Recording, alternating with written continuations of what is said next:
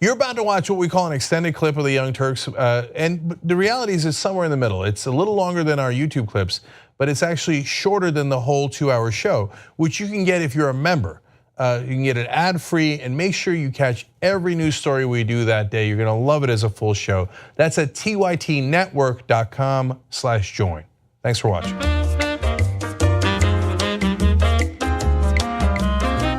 Welcome back, Anna Kasparian, Brooke Thomas, and Mark Thompson with you. You guys kind of have like Brooke Thomas, Mark Thompson. Yeah, it feels lyrically right. It works. I like it. Yeah. I like it. There's a flow to it. Okay, some TYT lives for you. Ruth Iverson tweets in, writing, Trump is going to ruin this country's status in the world. Who knows how long it will take to clean up his mess? Why can't we tell him you're fired? He sucks at his job. Yeah, I mean, I wish. I'm just terrified about him getting reelected. Yeah. Well,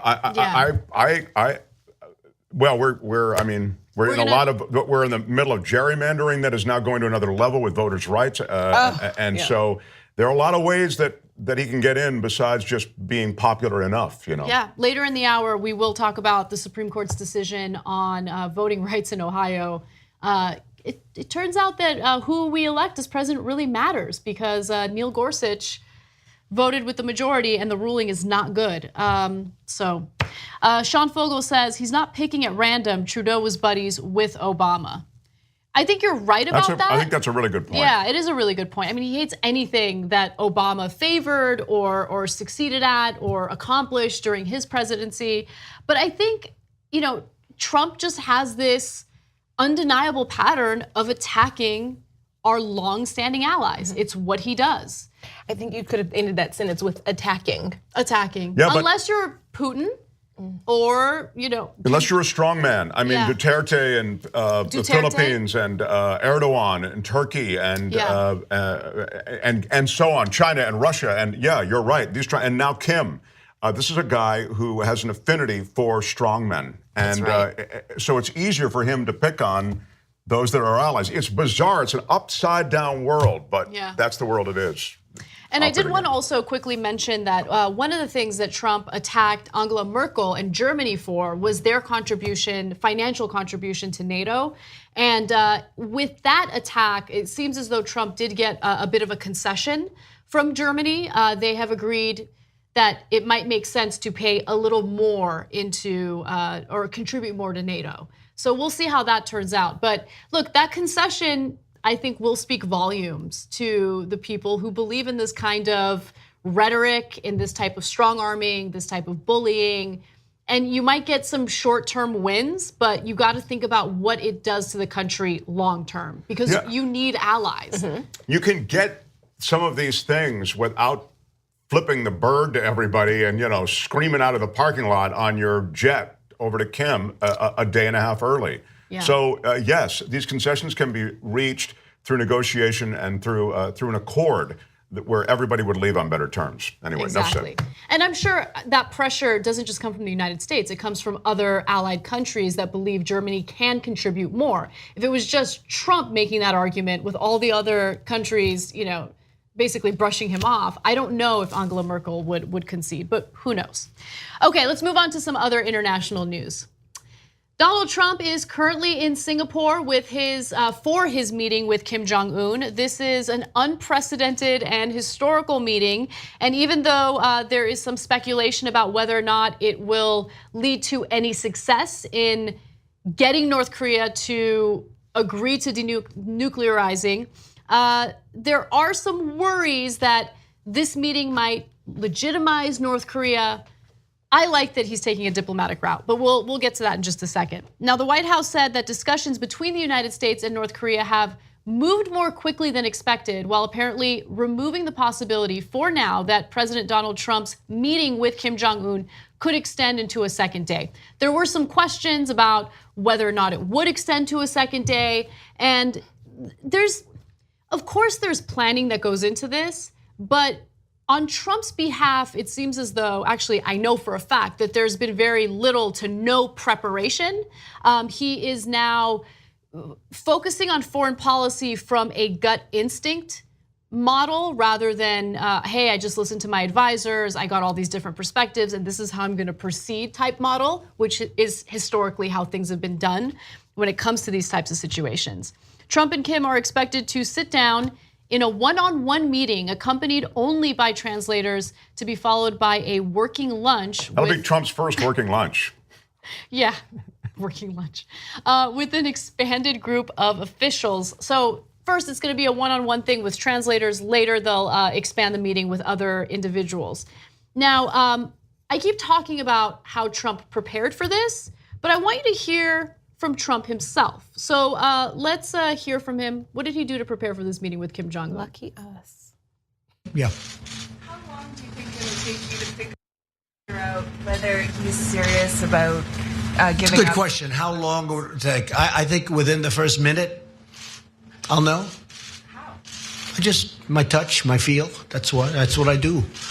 How long will it take to figure out whether or not they're serious? I said maybe in the first minute.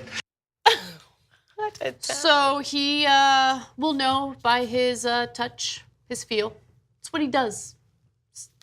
This is Meeting with Kim Jong-un, he is one of the most dictatorial, evil people on this planet. And he's just gonna base everything on gut instinct. Touch. His touch and his feel, because it's what I do. well, the accord itself. If they can get to some kind of, first of all, a peace accord. You know, in a war that's essentially, it's an armistice, right? There's hasn't been an official cessation of, there's a cessation of hostilities, but there hasn't been an end to the Korean conflict yet, officially. I mean, so there are a lot of ways you can get to positives in all of this without getting a full denuclearization. This is just a photo op. It's a one-day meeting with Kim. It's clearly a photo op. In a sense, he doesn't need to prepare. If you can shake hands and sit down for lunch, you can get through this day. Coincidentally, he wouldn't prepare even if it were a 2-week, 8-hour-a-day session that he was going to have to be leading. He wouldn't prepare in that case either. But this really is just a superficial meeting. I mean, which is all Kim has wanted this whole time. This is why this meeting has not happened. It's not like this is some amazing feat. North Korea has wanted this meeting with prior presidents. And also, we're talking about his feel, his touch. That's how he knows if this is going to be a reliable negotiator. But history has shown us that this team is not. But I mean, I guess your touch, I mean, of course it's a photo op. That's all they want, just acknowledgement from the US. So he elaborates on how he plans on using his gut instincts in this next clip. You know, the way they say that you know if you're going to like somebody in the first 5 seconds. You ever hear that one? Well, I think that very quickly I'll know whether or not something good is going to happen. I also think I'll know whether or not it will happen fast. May not, but I think I'll know pretty quickly whether or not, in my opinion, something positive will happen. Okay, so there's a lot to unpack here. There's a lot I want to say. First, I agree with you, Mark, that this is the first, possibly only meeting he's gonna have with Kim Jong-un, and it does feel a lot more like a photo op. With that said, I am happy that he's taking a more diplomatic route rather than tweeting insults at Kim Jong-un on Twitter, right? Like instead of talking about how big his button is and whatever, threatening nuclear war. That was a very bad time when it came to this whole North Korea nuclear weapons situation.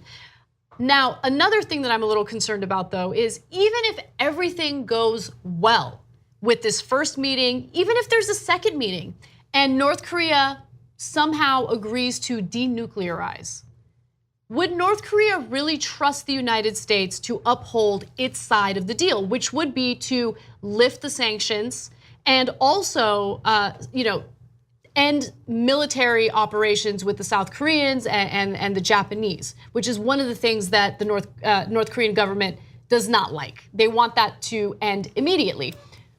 I know that if I were Kim Jong-un, I would look at Trump and I would see how he reneges on all of these other deals. I would see how he constantly goes against allies, slaps sanctions on people or increases tariffs or creates new tariffs, I would look at the way he treats allies and think to myself, I'm not an ally, I'm an enemy, I'm an adversary. Why would I trust him? Of course he could turn around and pull out of this deal at any moment. Those are the things that I'm considering and thinking about, and I'm curious if that goes through Kim Jong-un's mind, or if Trump's advisors are worried about that. The perception matters. I mean, he's also looking in the mirror saying, I wouldn't trust myself. Right. There's that, and it's easy to go back to this time where my button is bigger than your time, but also remember where we were just 2 weeks ago. That was not polite. That letter was kind of nasty. It was all full of implied, hey, I'm cooler than you. It was weird. We were good, then we were bad. We were good. Now we're having this meeting. And honestly, I mean, Dennis Rodman's there though. Maybe he'll save it. It is true that this has been an on again, off again summit. And 2 points. First of all, Brooke is right that Kim gets a lot out of this meeting. Just on the superficial one-day meet, it's a photo op. This is what he's wanted. He's now on the world stage with the quote leader of the free world. All of a sudden, this is really what he wants: a place at the table to show the legitimacy of his regime. His regime is brutal, as you know. It's a gulag state. It's positively a horrifying life in North Korea. He's starving out his people to pay for weapon systems and so that he and his henchmen can live lavish lives. But all right, but there are a lot of bad people. Okay, you could say that. But point is, he is now legitimized by this meeting with Trump.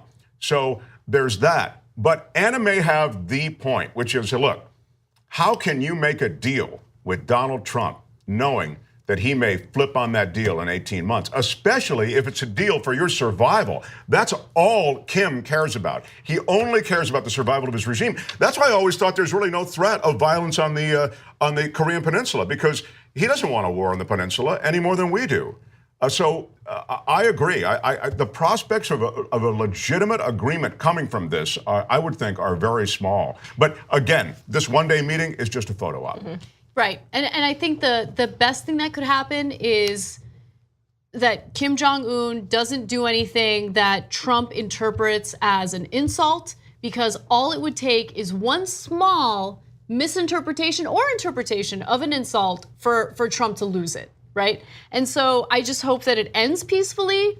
I do not believe that North Korea will denuclearize. And I think that even if North Korea agrees to do so, it's unlikely that they will uphold their portion of the deal, because historically they have not done so. And I find it hard to believe that, for instance, South Korea would give North Korea some of the defectors back to the country, which is what North Korea wants. I mean, they're not going to give those defectors back. So we'll see how this all plays out. I'm just hoping that it ends peacefully. Listen, the last footnote I would say to you Trumpies out there is that, look, Pompeo got the release of some Americans from North Korea. That was a win. Talking with Kim is a win. As Anna said, I'd rather have them talking than just trading insults. And we're all walking around thinking, oh my God, is this guy, he's crazy enough to launch.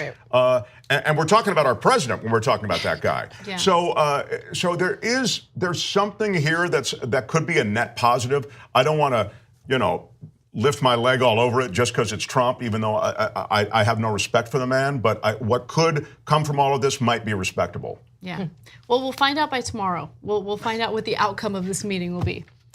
Let's go back to the United States and specifically back into the White House. There's some drama brewing.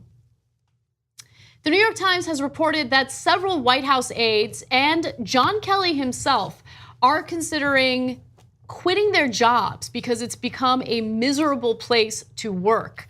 According to the New York Times, several White House aides have considered leaving the Trump administration in the near future, including Chief of Staff John Kelly, who reportedly called the building a miserable place to work.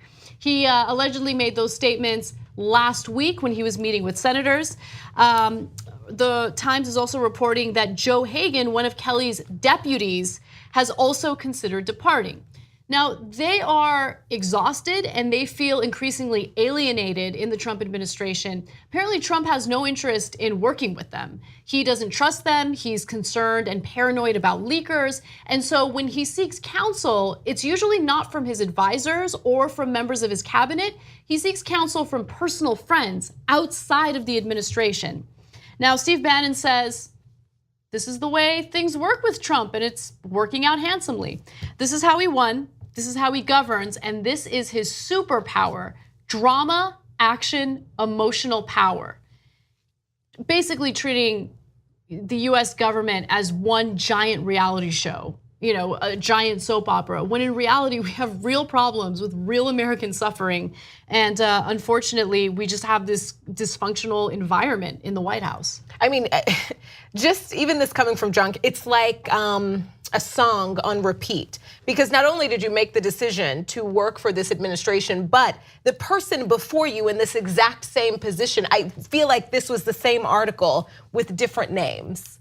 Yeah, no, you're right. I've been here before. Yeah, the turnover is astonishing. It's definitely the same exact same situation. Oh, it's miserable. He doesn't listen to me. Oh, this has happened before. So we didn't need, we never need Steve Bannon's words, but we didn't need them this time because we already knew this. But he's finding, I think, don't you see in Trump a little bit that he's kind of feeling it now? He feels his power. He feels empowered. He doesn't need to listen to anybody. And when you're there to offer advice and even counsel that might not always agree with his initial instinct, that's got to be a pretty lonely place to be, because the president, A, doesn't want to hear from you if you don't agree with him, and B, you're seeing him pursue policies that are ludicrous in the view of most of these White House staffers. Now, remember, the people that he surrounds himself with in the White House, including John Kelly, are supposed to be experienced professionals who can advise him, who can help him, who can give him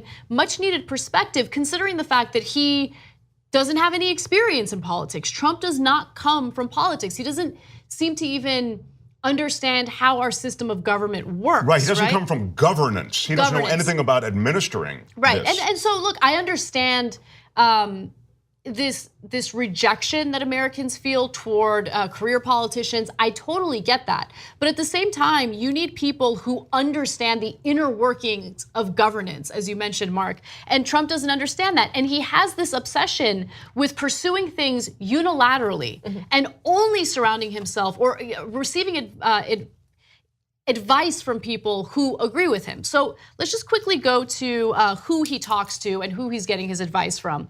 According to the New York Times, rather than trusting the people around him, Trump has taken to working the phones more aggressively to seek counsel from Corey Lewandowski and his longtime friend David Bossie.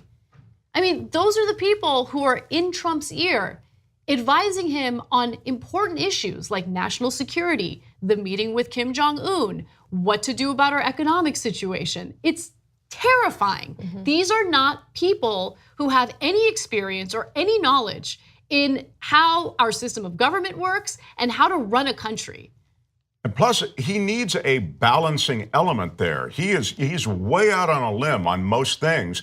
And you need some balance in that White House. And increasingly, there is none. And so you have the people fleeing the White House. I mean, really, that's what's happened. He's run through most everybody. And now, as Anna says, you've got Kelly looking at the exit and Kelly's assistant looking at the exit. And then it'll be all new people and a threadbare staff. This is not, everybody who's left hasn't been replaced. Right. And you have an isolated president. He increasingly will be like, but he loves it. He loves being He really isolated. does. It's not Nixonian. At the end of Nixon's administration, he was isolated, but he was isolated in depression and isolated as he felt attacked, and he saw the end of his presidency. Trump doesn't see that. He sees all these people who are getting in my way are now out of my way. And I think you're right. He's feeling it. He likes it. Something that you mentioned, like, yes, we have people heading towards the exit well before we've had enough people walk through the entrance. Yeah, it's a great point. That's scary. And that's particularly true of key national security positions. So again, he is not only isolating himself within the White House, he's isolating the United States from its own allies. And that is a scary thing to put into the context of, a national security component of the federal government that is still flimsy to say the least because he hasn't appointed enough people yet. And a lot of the people that have been appointed their history has nothing to do with what they're doing now. I know. Yeah. I mean. Oh, well, his government and cabinet is populated by people who have, who couldn't find the men's room for the first couple of months. I mean, it's Corey Lewandowski wasn't smart enough to tell a New Yorker reporter that what his phone call with him is off the record. And he went on. That's the reason why Corey Lewandowski was booted from the White House. I mean, the guy's a clown and he's advising the president. That is devastating and terrifying. Just keep that all in mind. Trump really missed Lewandowski, though. He's one of the guys that he's kind of a guy's guy, sort of. And so Trump liked him, and he liked the way he ran the White House. And as a result, I'm not surprised in a way that he's still in touch with Lewandowski. I am a little, I was like, wait, what? I did at some point think that this guy has embarrassed him and this was over. And so to hear, am I crazy? To hear a little bit that they never really broke up. Was Lewandowski with Hope Hicks also? Was Lewandowski and Hope Hicks, were they a thing, or is that my I don't remember, so I don't want to. Anyway, I think there's a part of Lewandowski which is sort of that aggressive male drive that Trump likes as well. Anyway, I think they're bonding on that level.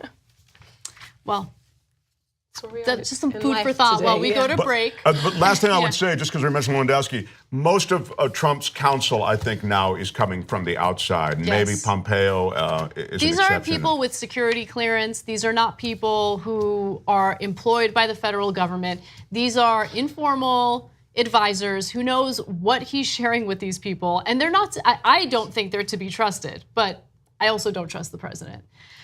So we'll see. We'll see how this all plays out. We got to take a quick break. When we come back, we'll give you that story about what's happening with voting rights in Ohio. Thanks for listening to this podcast. You're only halfway through, so hold, stay right here. Just want to remind you, if you want to get all 5 segments of the Young Turks commercial free, these are just 2 of them. Every day we do it. So go to tytnetwork.com/join and you get the whole 5 segments, 2 hours, ad free. Do it now.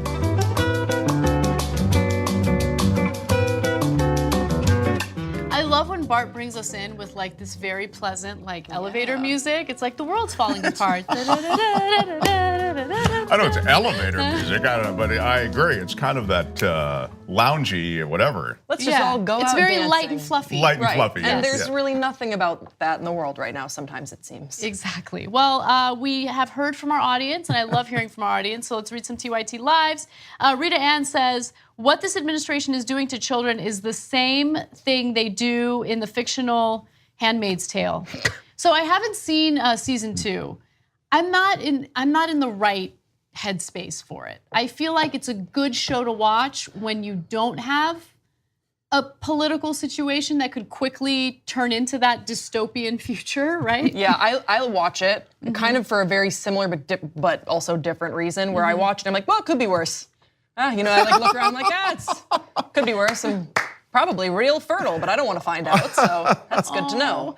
Well, when Giuliani was attacking Stormy Daniels and saying that he was just shaming her, saying that she's not a woman of substance and, she exploits her body for money. It reminded me of Handmaid's Tale. I mean, that type of language. Yeah. And I don't know, maybe I'm going overboard in my commentary there, but it's just not something that I would expect from any other administration. First of all, that whole issue wouldn't come up, right? Paying off a porn star days before the election so she doesn't share her affair with the world. Anyway. All right, by the way, Mitch McConnell was bragging about how this president has really brought forth family values? Yeah, they'll say anything. They'll throw everything out there to see what sticks. But yeah. Yeah. Abel says the internet will now be for the elite. Yep, we're certainly headed in that direction. It's pay to play, for sure. Speaking of internet and things you can get over it, there's a new episode of my podcast going up in just a few hours. Yeah, there is. It's called The Edge with Mark Thompson. Grace has been on it, and Anna's going to be on it. Yes. Oh, yeah. And Michael Shore visits at the beginning. We talk politics and then some other stuff. So if you haven't had a chance yet, edge-show.com, and it's on all the platforms. And I'm going on this old school tear right now. I'm listening to all these old school podcasts, and I had just listened to one with you and Malcolm Fleshner. You, Malcolm, and Cenk. Oh yeah, it was very good. That's fun. Made me laugh a old lot. school is always a lot of fun. It's so much fun. I love that show. All right, and also we have some good news for you in case you hadn't heard. The Young Turks is now offering full audio of all of our shows. So if you are interested in listening to the audio versions of our programs, you can now do so. All you need to do is go to tyt.com/audio. Simple. We actually went out of the way to create a URL that wouldn't be difficult or complicated. Sometimes we haven't done that in the past, but this time we did it. tyt.com/audio. I'm very proud of us. Also, we have a brand new show that will be hosted by Nina Turner, which I'm super excited about, former Ohio State Senator. The name of the show is We the People, so make sure you check that out. It's definitely a pleasure and honor to have Nina Turner as part of our network. All right. So I have some news from the Trump administration that's wacky and weird and sad. Weird. The Trump administration has rolled out their anti-opioid epidemic commercials, and they're getting mixed reviews. Let's first take a look at one of these ads. First time I tried Vicodin, it was laying around my mom's house. And I kept taking them whenever I could get them. I didn't know they'd be this addictive. I didn't know how far I'd go to get more.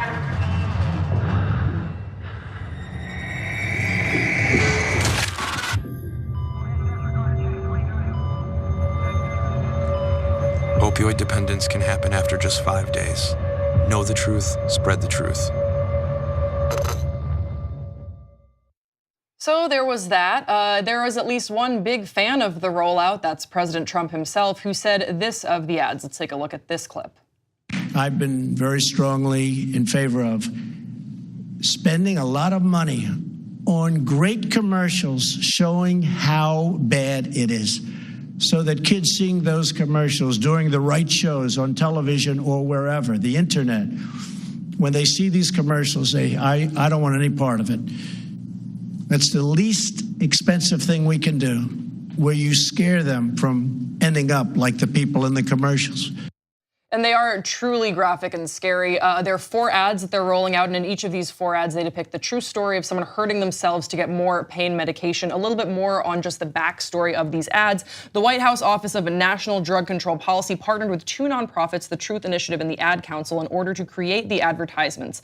That ad space will cost $30 million, according to an official with the Ad Council. And the White House told reporters on Thursday they will only spend $384,000 on the campaign. The rest will be aided by donations. Organizers reportedly tested over 150 different images before settling on the 4 advertisements chosen. No, Trump obviously really liked them, but there are a lot of other people that are saying that these are not effective advertisements.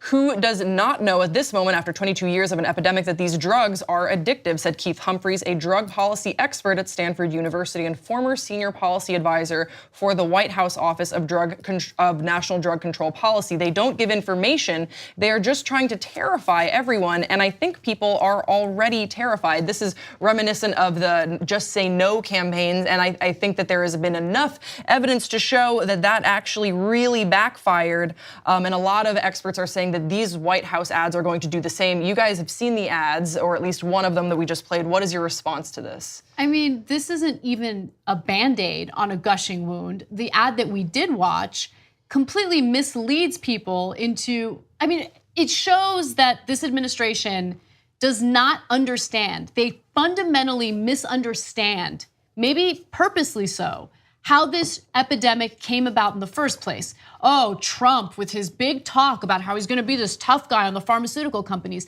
This is a problem that emerged from pharmaceutical companies that pushed doctors to overprescribe incredibly addictive opioids. And people would get prescribed these drugs for legitimate reasons, for legitimate pain that they were suffering from an invasive surgery or an injury. And they would get addicted because that's what happens with opioids. They get addicted. And so it doesn't happen because there's some black guy who's stealing drugs from his mom and then he gets addicted that way. No. That is not indicative of the trend that the country experienced with opioids. And by the way, in case you didn't know, this is a problem that has disproportionately impacted poor white communities. Just want to put that out there. When I saw the black guy, I had that same thought that Anna just articulated was, wow, really? I mean, statistically, it's a white problem. I mean, that's not to say that guy, I mean, who they are depicting dramatically, wasn't an African American. I'm just saying that it was an odd choice. Now, maybe the other ones do. Yeah, the other ones do depict more varied demographic. Okay, but in the one that I showed, yes. So maybe, to be fair, jumping on the wrong thing. But of course, opioids are out there in such great numbers because of the pharmaceuticals and their stranglehold on our culture. Mm-hmm. The real answer to this isn't ads. Look, I'm not against those ads. I'm not. It's like, oh, it's a total waste of time. I don't know. Maybe it gets through on some level. No, okay. it doesn't. It doesn't. So, but it's certainly not the answer. It's not It's not really addressing the problem. I mean, it's again to what you're saying, Anna, that it's not even a Band-Aid. I mean, the problem, the intervention that's required, the things that have to happen to really begin to stem this tide are far more substantial than even all the ads you want to produce, from now until the end of time. If I were someone who were addicted to opioids and I saw those commercials, I would be insulted because it makes you seem as though you're this irresponsible person, you're just an addict who can't take control of your own life, and that you'll go to extreme measures just to get your hands on this drug to get your fix. That is not what happened to the vast majority of Americans who are addicted to prescription painkillers. It happened because of a lack of regulation, pharmaceutical companies that have run amok, and what these people need is not to be demonized, okay? I don't care what the race is, that doesn't matter at all. Mm-hmm. They need treatment, they need help, and that is not what they're getting here. Fear-mongering is not going to help anything. I went through the DARE program throughout grade school, and guess what? I did drugs. I didn't do drugs throughout school, but I ended up trying marijuana. That didn't stop me, and there was all sorts of fear-mongering about marijuana. The DARE program was a giant waste of federal resources. Mm-hmm. And that is exactly what we're seeing here. It is not even a Band-Aid for this gushing wound. It is nothing more than Trump making it appear that he cares about the situation. He doesn't care. If he genuinely did, he would create treatment programs that really help these people in addition to pushing for regulation. Yeah, I think that's a great point, Anna. Something that I keep being reminded of is who does this ad play well to? And it plays well to people in Congress over the age of 50 who have probably never firsthand experienced any sort of opioid addiction or dependence in their lifetime. And they would watch and be like, oh yeah, that would really scare me. I'm never gonna touch Percocet. So worked on me, so that's probably good. Right. But when you look at the experts who have been extensively interviewed, they say this absolutely has the adverse effect. And again, pointing to the Just Say No program, saying no has never been really the core problem that we're here to talk about. So just say no to who? The doctor who's prescribing you this medication for the extreme pain that you're feeling? Is that who you say no to?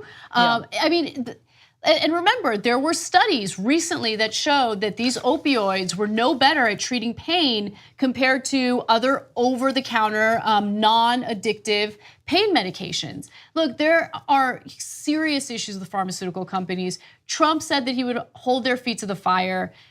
Again, his tough guy language never really gets implemented when it comes to those in positions of power. It never gets implemented when it comes to corporations and the people that he gave Hillary Clinton crap for. Mm-hmm. Right. The same corporations that he felt were controlling Hillary Clinton. They're controlling you, homeboy. So my final question for you guys, a tone-deaf ad like this that just really, I think we can agree, misses the mark. Is this intentional or is it ignorant? Is it his intent to just sort of smoke and mirrors away from Big Pharma, as we've talked about, or is it just ignorant in that the advisors surrounding him are not giving him the information he needs to make an informed decision on a problem that he says he deeply cares about? I think the evidence is pretty clear as to what's needed. I mean, this has been a problem that has been talked about and reviewed and statistically analyzed in many, many different ways through the past administration. This didn't just happen when Trump took office. We're awash in these opioids for the reasons that have been articulated here already, that Big Pharma has got a stranglehold on everybody. Mm-hmm. And so the answers here, so whether or not Trump is willfully in denial of the answers, I don't think he cares. I really don't think he cares. I think, bring me something to show that let's get on top of this. Come on, bring me some. I think he's completely surface on this. He has no clue, nor does he have any. He's not anxious to get a clue on it. Interesting. All right, let's move on. Another Trump story, sorry. So, you may have seen #2dictators trending on Twitter. That had to do with Fox and Friends weekend host Abby Huntsman, who put her foot in her mouth. Let's take a look at this clip. As we await this historic summit with the North Korean dictator Kim Jong-un. Anthony, talk to us about this moment. I mean, this is history. We are living, regardless of what happens in that meeting between the two dictators, what we are seeing right now, this is history. Did you catch it? She said the two dictators. That's not the thing to say. Was it inaccurate? She did come back following the break, even though her co-host at the time, Anthony Scaramucci, did not seem to pick up what she put down. She picked it up and she apologized. Let's take a look at this.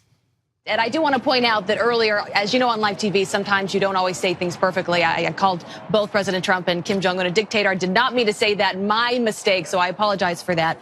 And she apologized again on Twitter. She said, apologize on the show. I'll never claim to be a perfect human being. We all have slip-ups in life. I have many, smiley face. Now let's all move on to things that actually matter. Well, clearly she was savage for it. Otherwise, she wouldn't have that response, right? Yeah. Well, you can't criticize Trump in any way or refer to him as something that, might be interpreted as a criticism on Fox News.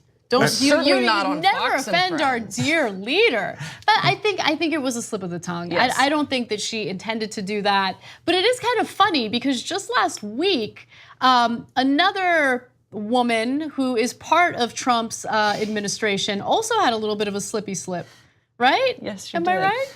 Yeah. Do we want to take a look at that? Yes, I do. Okay. And the problem with the President of the United States and the Commander of Chief expressing that opinion. Yeah. The Commander-in-Chief. I've seen that before, but it really is entertaining just because I wish we did have a commander of cheese. Oh, commander of cheese, if that position existed, that would be my dream job. Yeah, I mean, it's just, can you just imagine, commander, this is my cheese army. Yeah. I will tell them what to do. I think this was Bring my just Commander of Cheese in here right Yeah. away. Commander of cheese is just such a and then they weird wear one of slip-up. those Green Bay Packer hats, the cheese head. Okay. But I think Abby Huntsman did genuinely slip. I don't think Sure. she intended. Yeah. But with Kellyanne Conway, I don't know. Look, this is outrageous speculation. But remember, Conway's husband has been pretty openly critical of Trump on Twitter. And I feel like there's some pillow talk going on where, Kellyanne Conway is a little more open about how she really feels about Trump. Maybe she does, secretly refer to him as Commander of Cheese, and then it just kind of slipped on. Again, Or- wild speculation. Yeah. I like to believe that she lost a bet, and one of her friends was like, you have to slip in I love that. Commander of Cheese. Yeah, I'll bet you do can't it on do it. CNN. You can't do any wrong. They'll still bring you back. Fake news. She didn't really say that. Fake Yeah. news. CNN's fake news. But I love how the host keeps a straight face, by the way. Yeah. That takes talent. I mean, does. it probably was a slip. I love the idea that it's some kind of bar bet. That's a great take on it, But look, they're. I think both of these are a slip. And by the way, the first slip, to be fair, he's a wannabe dictator. He's not a dictator yet. Trump, I'm talking about. So he acts like a dictator, but he's not quite there yet. He's not quite there yet. But remember, we spoke about this story earlier in the show, Grace. Trump is increasingly alienating his advisors. He's not taking their advice. He's making decisions unilaterally and completely ignoring them. That is what a dictator does. A dictator does not want anyone to question their decisions, their skills, their ability. Trump is also very thin-skinned, can't handle criticism. Story we didn't get to today, but I just want to quickly mention it. Apparently, when he comes across memos or news articles that he doesn't like about himself, he rips them up. And they used to have an aide come in and tape those memos and articles back together because they're supposed to keep them for presidential records. Right. So there's literally someone assigned to tape back together those things that he tears up. Because having the aide come in and tape them back up is much easier than asking him to not rip those memos and articles up in the first place. I mean, and again, just to draw the distinction, you're dealing with a dictator in Kim who can have somebody taken out and shot. He could shoot Mueller, for example, as opposed to just fire Mueller. Trump can't even fire Mueller. I mean, I guess he could, but my point is he can't in the dictatorial way. So he's a wannabe dictator. He wants that ability to, hey, go rough up that guy from the Washington Post. You know, I think, and the war, just because I mentioned it, the war on journalists has begun. Oh, absolutely, absolutely. And you're right. Of course, it hasn't gotten that bad yet. But I think that if he had his way, I don't know if he would order for people to be the murdered. execution. I mean, I think that does go too far. I think, but he has the characteristics of someone who wants unmitigated power. Yeah. Agreed. So do we have time for one more story? Should we go to break? We have to go to break. Okay. So let's do that. Remember to tweet to us using the hashtag TYTLive, and we'll be right back. Thanks for watching what I hope was a lovely edition of the Young Turks. Now, you know that is 2 of the 5 segments that we do because that's free. We want to have you support independent media and come watch the whole show that we do every day. That's 5 segments overall, no ads at all. That's at tytnetwork.com/join. Come become a member. Thanks for watching either way.